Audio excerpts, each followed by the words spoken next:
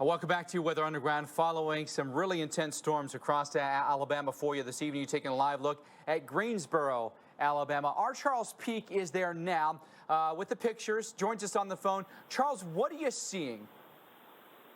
Mike, right here you have in this home, the whole roof has been completely ripped off of the house. You've got multiple big pine trees that have been snapped off here.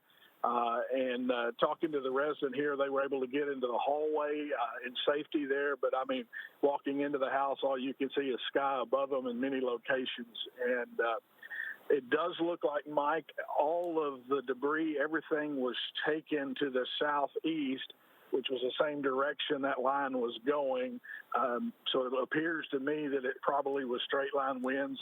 The gentleman felt like it probably was over 100 miles an hour, though. So the National Weather Service have to make that determination for sure. Wow, Charles, you know, we're looking at the damage right now. It really is hard to kind of make out what's what in all of this. This has been a huge squall line that's been tracking across so many states all evening long, causing damage all along with it. I know that you have been out during much of the day. Give us an idea of how widespread this damage is. Is this pretty localized, or what all have you seen throughout the day, too?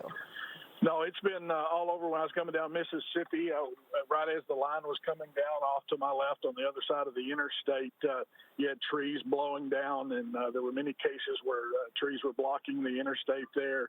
And then as I moved into Alabama, you've got multiple roads that are closed with trees down, power lines down. Talking to one of the deputies, he's saying it's very widespread in this particular area. Charles, one of the other things that we're seeing in Alabama has been the heavy rain and the flooding. Have you encountered any high water today?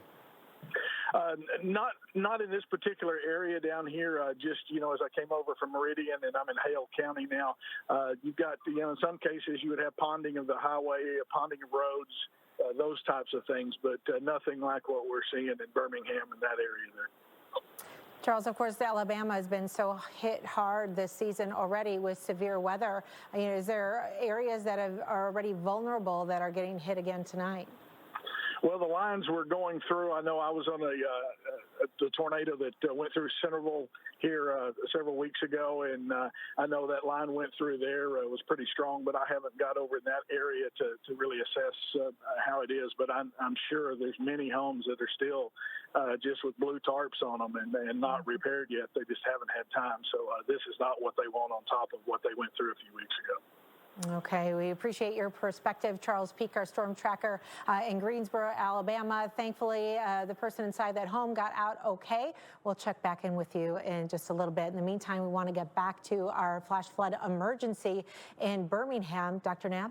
Yeah, it's still the case that we're getting more and more reports, Jackie, of water-covered roads. And in some cases, it's not just the water sitting there, that the water's moving quickly across the roads. Now, the other good news here, though, is that the system is moving quickly. So it won't be too much longer before the heavy rain in Birmingham ends, but it'll be a lot longer after that before all the water drains from the flooded communities in all of these flash flood warning areas. Now, I'll get back to Birmingham in a little bit. So you see the back end of the rain is out here. So maybe a couple more hours and it'll really start to improve in terms of the rainfall, not the flooding right away. But I'm going to remind the people in Atlanta that what is going through Birmingham right now is coming your way, and it's a nearly consistent area of rainfall. Now, you're not going to get these totals that we've seen today in Birmingham, but if you think back to yesterday in metro Atlanta and here in northern Georgia, a lot of rain. That has set the table for any additional rain being very prone to causing more flooding. So that flash flood warning that went till 8 p.m. Eastern had to extend that till 10 p.m. Eastern time. So the worst of the flood problems on the roads could be yet to come for Atlanta today, even though it hasn't been so bad for flooding yet. But the heavy rainfall of the next few hours could cause problems on the roads, and it'll be dark. So please, be careful on the roads. Might be a good night to just get home and stay off the roads tonight.